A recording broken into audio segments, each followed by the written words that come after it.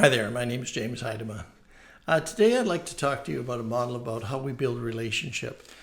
If you're a professional salesperson and trust is the cornerstone of that ability to sell, then you need to be able to develop a relationship. So I'm going to show you a very simple model that I've built, and I've drawn it, and yes, I could have done PowerPoint and all of that, but I'd prefer not to in this case. So first is we have this little model called the time tension model. So on the left-hand side, you see the word tension, and horizontally, you see the word time. And so, there's tension that exists between human beings. When I get that phone call from a number I don't recognize and I'm busy doing something else, if you were to monitor my heartbeat, my blood pressure, both of those would be elevated.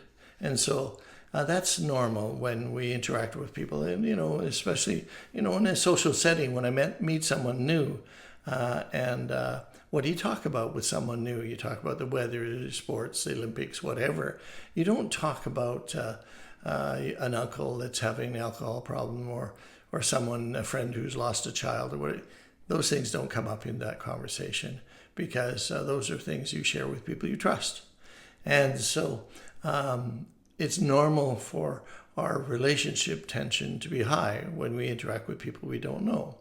So you should be aware when you call people that their ability to relate to you and your ability to relate to them is high. The tension is high. And so meaning that you're not able to do that. So the first tension we're talking about is called relationship tension.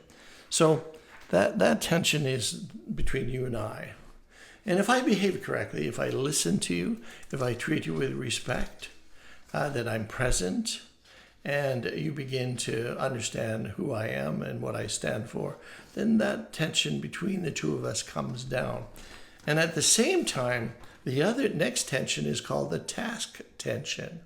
The task tension is the willingness of that individual to listen to me if I'm the salesperson, the willingness of that person to meet with me, the willingness of that person to entertain a recommendation from me, and the willingness of them to buy from me.